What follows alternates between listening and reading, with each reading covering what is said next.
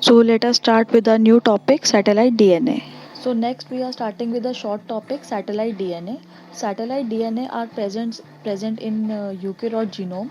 So if I say that the total eukaryotic genome, it is composed of coding region and non-coding region. Coding sequences are very few in number as compared to maximum non-coding sequences, right? So these non-coding sequences are present actually in the form of the repetitive sequences.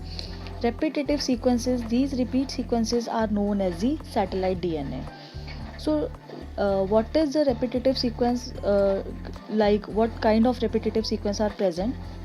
For example यहाँ पे आप देख रहे हो कि cytosine और adenine का repeat है.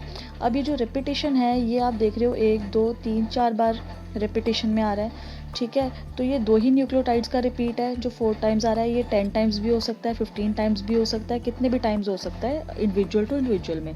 और दूसरा, आप अगर दूसरा एग्जांपल लें हम ACGGCTA, तो एक ये जो 6 न्यूक्लियोटाइड का सीक्वेंस है ये दोबारा रेपिटेशन में आ रहा है, तो ये 6 न्यूक्लियोटाइड का रेपिटेशन है.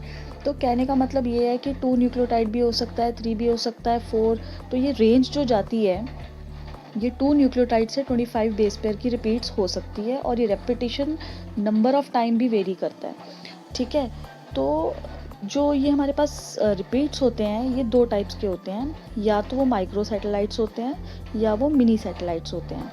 मतलब कि अगर शॉर्ट न्यूक्लियोटाइड रिपीट्स हैं, शॉर्ट मतलब 2 या 4 न्यूक्लियोटाइड रेपिटेशन हो रही है बार बार, 2 या 4 की हो रही है, तो वो शॉर्ट होंगे और उनको माइक्रो सैटेलाइट बोलेंगे. और अगर हमारे पास 20 to 25 बेस पेयर का स्ट्रेच है और वो बार बार रेपिटेशन में आ रहा है, तो उसको हम बोलेंगे मिनी सैटेलाइट्स, ठीक है. अब सबसे इंटरेस्टिंग बात ये है कि ये सैटेलाइट डीएनए की सबसे इंटरेस्टिंग बात ये होती है कि ये जो रिपीट्स हैं यही डिफरेंस है मेरे और आपके और आप में और बाकी इंडिविजुअल्स के बीच में. These repeats vary from person to person. इन्हीं की वजह से ही हमारे बीच में जो हम डिफरेंट दिखते हैं, हमारा जो प्रोफाइल है, हमारा जो फिंगरप्रिंट है, डीएनए फिंगरप्रिंट है, जो पॉलीमॉर्फिज्म है, जो हमारे बीच में वेरिएशंस हैं, वो सिर्फ और सिर्फ इन सैटेलाइट्स की वजह से होता है, इन रेपिटेशंस की वजह से होता है. सो फॉर एग्ज़ाम्पल पॉलीमॉर्फिज्म मैंने आपको बताया कि इसी की वजह से हमारे बीच में वेरिएशंस हैं.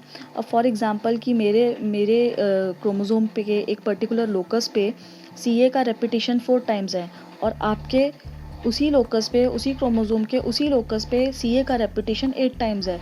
तो ये रेपिटेशन कभी भी सेम नहीं होता इंडिविजुअल्स के अंदर, ठीक है. तो इन्हीं वेरिएशंस, ये वेरिएशन की हम बात कर रहे हैं, ये 4 और 8 टाइम्स की जो नंबर ऑफ में वेरिएशन आ गई है, इसकी वजह से मेरे और आप में डिफरेंस आएगा. तो 2 individuals are different due to this kind of repetition. और इसी की वजह से यही टेक्निक, इन्हीं सैटेलाइट डीएनए को, सीक्वेंसेस को रिपीटिशन की वजह से ही यही प्रिंसिपल है ऑफ हमारी जो टेक्निक्स आती हैं डीएनए प्रोफाइलिंग या डीएनए फिंगरप्रिंटिंग. तो डीएनए फिंगरप्रिंटिंग का जो प्रिंसिपल है वो ये रेपिटेशंस के बेस पे ही बनाया गया है. उसी के बेस पे ही फिंगरप्रिंट्स जो है टेक्निक इतनी सक्सेसफुल है आज की डेट में. अब ये जो माइक्रो सैटेलाइट्स थे, ये भी हम इसको 2 कैटेगरीज़ में डिवाइड कर सकते हैं. अब आप ये ध्यान से देखिएगा कि माइक्रो में हमने बोला कि 2 या 4 न्यूक्लियोटाइड का रेपिटेशन होता है. तो मान लो कि CA का रेपिटेशन है, लेकिन अगर इस रेपिटेशन के आसपास हमारे पास फ्लैंकिंग रीजन्स में, फ्लैंकिंग रीजन या कंजर्व्ड सीक्वेंसेस बोलते हैं, GCCT, या ये एक सीक्वेंस है GCAG. तो अगर इस रेपिटेशन के अराउंड 2 सीक्वेंसेस फ्लैंकिंग करती हैं, कंजर्व्ड सीक्वेंस प्रेजेंट होती हैं, ये कांस्टेंट रीजन्स होते हैं और ये वेरिएबल रीजन्स होते हैं, तो इस तरीके के माइक्रो सैटेलाइट को हम SSR बोलते हैं, सिंपल सीक्वेंस रिपीट्स, ठीक है. तो यहाँ पे वेरिएबल रीजन ये है और ये कांस्टेंट रीजन है. तो हमारे में जो डिफरेंसेस, अगर मेरा सीक्वेंस लिया जाएगा और आपका सीक्वेंस लिया जाएगा तो वेरिएशन इसमें आएगी, इनमें वेरिएशन नहीं आएगी. तो ये रेपिटेशन में हमारा चेंज आएगा. और अगर इस तरीके का पैटर्न हो कि ये CA इधर भी CA है, तो इसके बीच में हमारे पास एक कोई कांस्टेंट सीक्वेंस आती है. अब ये वेरिएबल है और बीच में कांस्टेंट है, वहाँ पे कांस्टेंट साइड्स पे थी और बीच में वेरिएबल थी, हमारी रेपिटेशन थी. यहाँ पे रिपीट कोने पे है और यहाँ पे ये हमारा कांस्टेंट इन द मिडिल है. तो इस तरीके के हम माइक्रो सैटेलाइट को हम क्या बोलते हैं, इसको हम ISSR बोलते हैं, inter simple sequence repeats. Inter simple sequence repeats ISSR बोलते हैं. ठीक है। तो यहाँ पे अगर हमारा लोगों का डिफरेंट, अगर 5 लोगों का डीएनए लिया जाएगा और हम इसको चेक करना चाहेंगे, तो हमारी जो वेरिएशन आएगी, अब वो वेरिएशन इस रीजन की वजह से आएगी, कांस्टेंट रीजन की वजह से, ना कि इस रीजन की वजह से। तो 2 individuals will show variation with respect to the stretch in the middle region. तो यहाँ पे डिफरेंस आएगा हमारा। और लास्ट बात जो इसमें मैं आपको बता रही हूँ कि अब नेक्स्ट टर्म आती है हमारे पास। अब जो रेपिटेशन मैंने आपको बताया कि मेरे में सी ए की सीक्वेंस 2 टाइम्स हो सकती है, आप में वो 4 टाइम्स हो सकती है, किसी में 7 हो सकती है, किसी में 8 हो सकती है।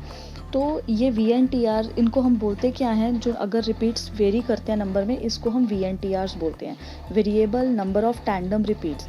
टैंडम का मतलब ही क्या होता है कि ये tandem CA CA CA CA CA CA CA का टैंडम का मतलब साथ के साथ। ठीक है। तो अब जैसे फॉर एग्जांपल DNA फिंगरप्रिंटिंग में ऐसे ही किया जाता है। जो DNA, अब जैसे 3 पर्सन से DNA एक्सट्रैक्ट किया है, तो ये मान लो कि CA की सीक्वेंस है। CA की सीक्वेंस एक पर्टिकुलर सीक्वेंस में पर्सन 1 में 9 टाइम्स प्रेजेंट है, पर्सन 2 में 4 टाइम्स है और पर्सन 3 में 5 टाइम्स प्रेजेंट है। तो जब इन तीनों का, अगर मान लो कोई मर्डर केस को डिटेक्ट किया जा रहा है, तो मर्डर केस का पे जो मर्डर स्पॉट पे जो अगर मान लो कोई DNA सैंपल मिला है, तो उस सैंपल को तीनों के साथ मैच करना है। तो फॉर एग्जांपल कि अगर हम मर्डर वाले सैंपल को हम यहाँ पे ले लें, तो ये इसको हम X ले लेते हैं। तो अगर वो हमारे पास सैंपल का DNA एक्सट्रैक्शन जो करके मान लो हेयर मिला था स्पॉट से, तो उसका हमने जो रेपिटेटिव सीक्वेंस का जो CA का सीक्वेंस लिया, उसका बैंड यहाँ पे आया और सस्पेक्ट ये 3 इंडिविजुअल्स थे। तो अब DNA फिंगरप्रिंटिंग इतनी अच्छी टेक्निक क्यों है? क्योंकि इस टेक्निक को हम छेड़छाड़ नहीं कर सकते, इसमें कुछ चेंज कर ही नहीं सकते हैं, क्योंकि हर बंदे का जो प्रोफाइल है, जो फिंगरप्रिंट है DNA, वो चेंज हो ही नहीं सकता। तो अगर ये जो हेयर सैंपल है वो एग्जैक्ट सेकंड वाले के साथ यहाँ पे सामने आ गया, तो ये मैच कर गया, तो इसका मतलब जो मर्डरर है वो सेकंड पर्सन ने किया है, क्योंकि ये उसी का ही हेयर होगा जो वहाँ से, जो चाहे कुछ भी सैंपल मिला हो, चाहे सीमन मिला हो, चाहे हेयर मिला हो, जो किसी भी तरीके का इस तरीके का सैंपल मिला हो जिससे कि DNA एक्सट्रैक्ट हो जाता है। तो इसी टेक्निक, इसी प्रिंसिपल के थ्रू, VNTRs के थ्रू जो है ये फिंगरप्रिंटिंग की टेक्निक की जाती है। तो आई होप आपको ये सैटेलाइट DNA का टॉपिक क्लियर है, बिकॉज ये जेनेटिक इंजीनियरिंग बायोटेक्नोलॉजी में बहुत इंपॉर्टेंट कंसेप्ट है। आपको पता लग गया होगा कि एक्चुअली इसी के बेस पे ही सारी बड़ी टेक्निक्स जो हैं वो डिपेंडेंट है।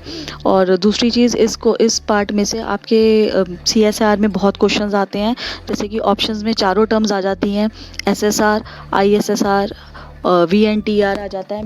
मिनी सैटेलाइट्स क्या होते हैं, मैक्रो सैटेलाइट्स क्या होते हैं। तो ये जो चीज़ें हैं आपको बिल्कुल क्लियर होनी चाहिए कि SSR मतलब क्या है, ISSR मतलब क्या है, VNTR का मतलब क्या होगा। ठीक है। एंड देन हमारे पास मिनी और माइक्रो और मिनी सैटेलाइट्स में क्या फ़र्क होता है, तो DNA फिंगरप्रिंटिंग का क्या बेस है। तो ये एक छोटा सा टॉपिक है, लेकिन बहुत इंपॉर्टेंट टॉपिक है, जो हमारे यूकेरियोट्स में बहुत ही इंपॉर्टेंट रोल प्ले करता है। I hope it is clear.